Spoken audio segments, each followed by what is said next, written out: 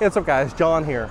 It's almost every business here in San Francisco and downtown that is going completely out of business. I would argue somewhere between 60 to 70% of businesses are going out of business. Businesses leaving San Francisco raising concerns. Retailers continue to flee. The exodus continues. A lot of retailers have been pulling out of the city. Most of the people that own commercial real estate are in crisis right now. And I'm not being dramatic when I say that. Let's take a look at this building right here. 995 Market Street. This building, this sold about 8 years ago for $62.5 million. This just sold for 6.2. Historic David Hughes building. It used to be valued at $62 million, and they just sold it for $6.5 million. Damn! 90% off. 90. And this isn't a one-off fluke. There's building after building after building selling at 70, 80 cents on the dollar all throughout San Francisco. And why is that happening? Because San Francisco, the topography, the layout of the city, it's absolutely beautiful. It is absolutely beautiful. There's no arguing it. What's not beautiful is what they've done to it. The clear, intentional destruction of the city, of the business owners, of the landlords, of the people that are really trying to, generate real value. They're being punished at a level in which many people couldn't imagine. But those that don't want to work, those that don't want to, really put in a lot of the effort, they're the ones that are kind of being rewarded. Like for example, I left my hotel this morning and I walked into a CVS, had to grab something, and I saw this guy and he looked, I would say, sketchy. Like he just looked like he was up to no good. And so I followed him and I'm like, I'm gonna film this, I'm gonna see what's gonna happen here. The guy just started, going through, aisle by aisle, grabbing everything he possibly could, and then the employee, he came up and said, "Hey, buddy, you got to get out of here. You got to get out of here." Put it down, man. You gotta go. You gotta go now. Go now. The cops are on the way. Oh yeah, thank you. And I'm like, okay, well, maybe that doesn't happen all the time. Maybe it's just like a fluke type of one-off situation. So I go ask the employee, and I say, after I say, "Hey, how often does this happen?" And he's like, on a great day, maybe once. On a bad day, 10 times. 10 times. Now imagine this.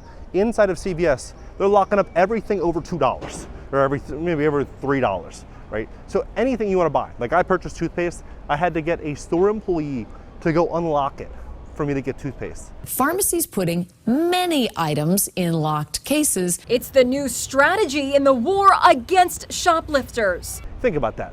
What's the margin on a $4 tube of toothpaste? 50 cents? $1? How much are they paying that employee? 20 bucks? Right? They're probably gonna take the employee 2 or 3 minutes to get over there, unlock it, and go back. So the entire margin on that sale of toothpaste was going directly to the salary of the employee that works there. Like it is absolutely, it's shocking. So I'm gonna break this down. I'm gonna give you the full tour, see exactly what's happening in San Francisco. Please hit the like button. YouTube will share the content, educate more people about what's going on in America, in our economy. And if you'd like to fix your credit, we'd love to help you at my company, GreatCreditFast.com. That's GreatCreditFast.com. If you have late payments, medical bills, charge-offs, foreclosures, bankruptcies, repossessions, or any negative item in your credit report, go to GreatCreditFast.com, click the link in the description just below this video, schedule a free call for tomorrow. So, as I'm going into the city of San Francisco yesterday, I make a turn, I go underneath an overpass, and I see all these sheds. And I'm like, I've heard about these sheds. These are for the homeless. And so I look at these sheds, and then I look up the pricing of what the city charges taxpayers for these sheds. And what they charge taxpayers is $131,000 per shed. Like it is an absolute sheer theft of taxpayer revenue. $131,000 for these sheds. You could go to Home Depot, you could buy these sheds, maybe 5, 8, 10, 12 grand, right? Especially if you're buying them in bulk, you could buy them for that. They're charging $131,000. This is just temporary. This is a temporary housing solution. The full solution, they're charging nearly $1 million. $1 million for a home for the homeless. Now, if you want to buy $1 million home in California and you want to put 20% down, $200,000 in cash, and get a loan for, call it 800 grand, it's probably going to, with taxes, insurance, it's probably going to run you $7,500 a month, $7,500 a month, not including upkeep and maintenance and the cost of being a property owner. Well, this is what they want to give away to people that are in need and homeless, that are homeless in California. Now that's going to be more and more people every single day, because the policies in California, unfortunately, are not those that benefit those that try. And so if you are a business owner, if you're somebody that is working really hard, it's going to be a scenario where you're basically going to get punished. But that's kind of the world we live in. And so when you look at the actual layout of San Francisco, who's in charge, it's fascinating. This lady, London Breed, she is the mayor of San Fran, and she's married to a hotel mogul, and his father is a multi-billionaire. He's look at the dog.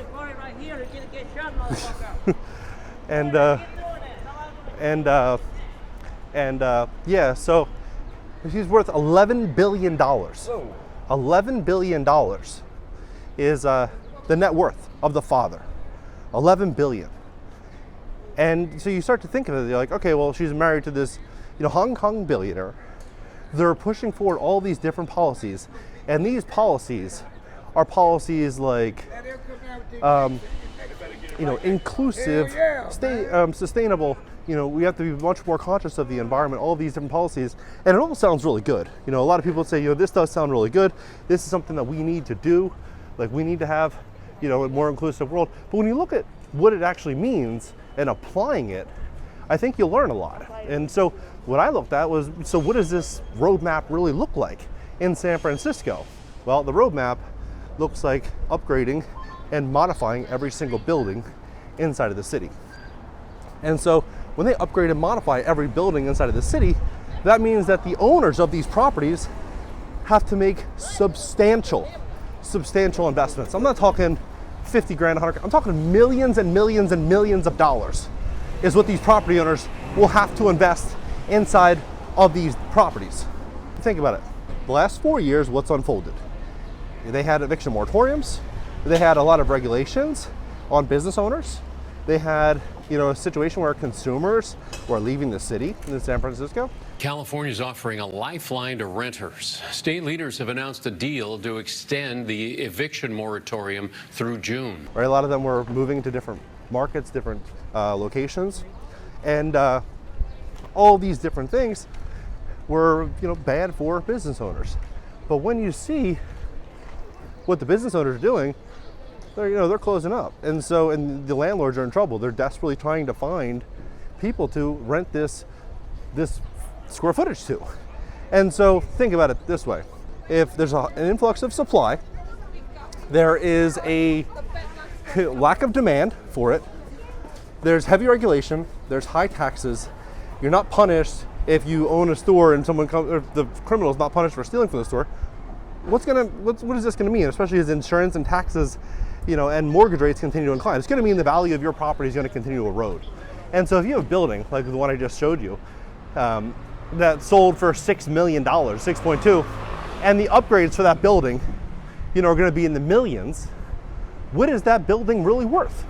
What is that $50 million building that they purchased in 2018, or $20 million building, whatever the building is, not that example, a different building, whatever the purchase is, if all those factors are added in, and there's going to be a required and mandatory investment in the millions, well, it's probably going to be worth a lot less, right? And so what I believe is happening right now in San Francisco is I believe they want the city to fall.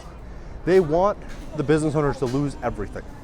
And the reason I believe that, and the reason that I think, well, this is how I think it's all going to work out. So there's now technology that will allow them to essentially scan people that are stealing. So they'll be able to, scan if you've taken something off the rack, if you've done something you shouldn't have. They'll be able to basically read the temperature of your body and see what's actually going on. Then from there, then they can make a determination on the theft and all this, right? And so when you have this tech type of movement, you have them already adding thousands of cameras all throughout the city to monitor and surveil people. Then you have a situation where the business owners and the property owners are in financial distress. It's going to equate to a major wealth transfer where the have yachts are gonna get bigger yachts, right? They're gonna be able to step forward and start to acquire more and more and more properties and power. And so San Francisco, I would argue, is a beautiful city that's run horribly. And I think San Francisco is a place that, it's worth visiting, but the writing's on the wall. If you're a business owner in San Francisco, you got a battle. You're probably dealing with. It's a real problem. Like, for example, I was driving in Oakland yesterday, and when I was driving in Oakland, I've never seen anything like what I saw there. In Oakland, it was RV. It was crime around it, and then it's gotten so bad, they've removed the stop sign, the stoplight, and they put forward stop signs. They hung stop signs. And so the reason that they're hanging a stop sign versus the light is because people that are abusing substances or in financial hardship, they are stealing the copper. They're stealing the copper from the sign and selling it to a local yard for a couple of dollars so that they can go get their fix. I've never seen anything like that in my life, where that's the alternative, that's the solution, where they're going to be removing stop signs. So I think as we start to see this, this city walk through serious hardship, we're going to see the complete opposite on the other end. Those that have the millions of dollars, those that have all the money, they're going to be living like kings in San Francisco. In fact, it's going to be like Christmas for them, because they're going to be able to go out there and just pick up everything. They're going to be able to buy everything. How crazy is that? The word is inclusive. They want to make things more inclusive, but it's only but inclusive for who? It's a big question, because a lot of the small business owners, a lot of the people that lived in San Francisco, they were just everyday people, right? They were everyday people. The word inclusive means that, basically everything is going to the wealth is going to be redistributed. In fact, even Gavin Newsom came out saying that we will not return back to normal until there is no inequality or no inequity. We're not going to go back until there's no inequity, meaning that everyone owns the same amount, right? And so when you see this, it's quite obvious that's exactly what's happening in San Francisco. It's exactly what's happening in a lot of these cities in California, like LA, and it's a real shame. It's a real shame to see such a beautiful city, and then you just walk around and you just see crime. You see business owners that are scared. You see, a city that you probably wouldn't want to live in. I mean, like, look how prime this building is right here. Completely out of business, right? Completely out of business. Like, it's a real shame. This city looked like a completely different world. I would say maybe 5-6 years ago, a completely different world than it does right now. Now, some of these people are either super nice, like a lot of people that are working here, super nice, or they're, somebody you want to make sure you're not going to turn your back on or walk away from, where they have your back towards them. You got to kind of like watch your back in certain pockets in San Francisco. So I don't know. It's nice though. Like in certain areas, it's really nice. I want to like see the positive of some of these areas. Some areas, the wealthier neighborhoods, they're nice, right? They're really nice neighborhoods. But for the most part, San Francisco, the actual city of San Francisco, has been destroyed from within. And the sad reality is that this destruction has only just begun.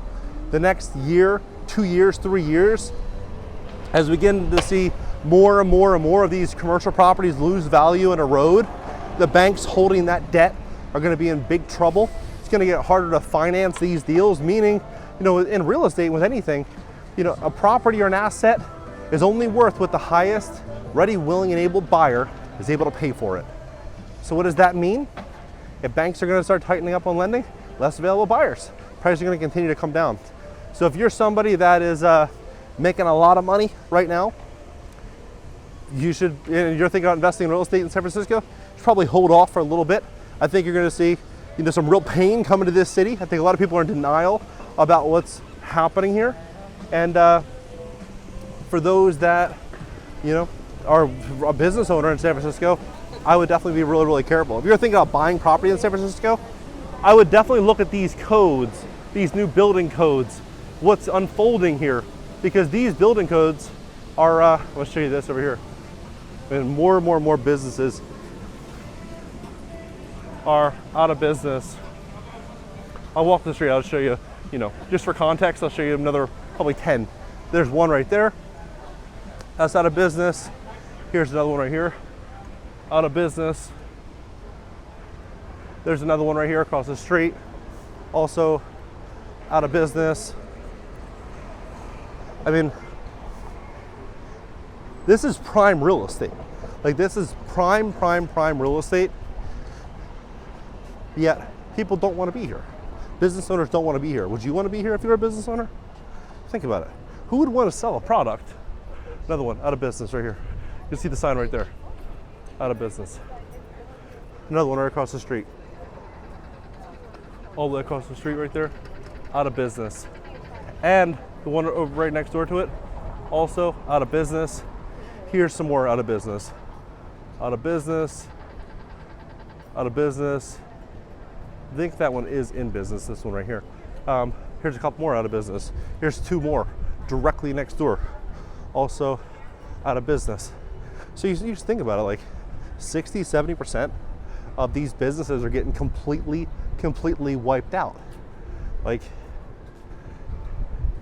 I would never open a business in San Francisco that, you also think about it too, like, San Francisco is a city that's built around the tech industry. And when interest rates rise, what does that do? It puts pressure on tech. And it puts pressure on tech, what does tech do? Well, tech reduces office square footage, right? They reduce employee headcount. They look to save money by outsourcing talent, and they look to restructure their business, all of which is devastating for taxable income and for the employees and people that support the city of San Francisco. So this is a boom bust city on top of horrible policies implemented inside of the city. So yeah, I would argue that San Francisco has a lot of really good things going for it, but one of them is not their policies and the way in which they want to conduct this, this economy. It's horrible. Like, it's a horrible type of situation that's unfolding here. That's the sad reality about San Francisco. I'm gonna make this corner and I'll show you just a couple more. I mean, like, how crazy is it that this was the place to be just a few years ago? Like, this is the spot everybody wanted to be just a couple of years ago. Now nobody is talking about going to San Francisco to open up a business. Here's another one, out of business. Another one right there, out of business. Right there. And so you got all these stores. Like, it's crazy. Another one. Like, I would argue that there's probably more businesses closed than open in the city. Right there, for lease. Like, there's another check cashing place across the street, that's out of business. You can see the blue board up there. It's a shame what they've done to this city. Another one right here, completely out of, there's two or three more back to back that are all out of business. Like, this is, and then across the street there's more. Like, I mean, look at this. Out of business, you can see the sign right there. Right there, out of business. This, out of business right here. All these things, all these stores are completely being pushed out of business. Like, it's unreal. There's another, there's two or three more out of business. One, two on the next one.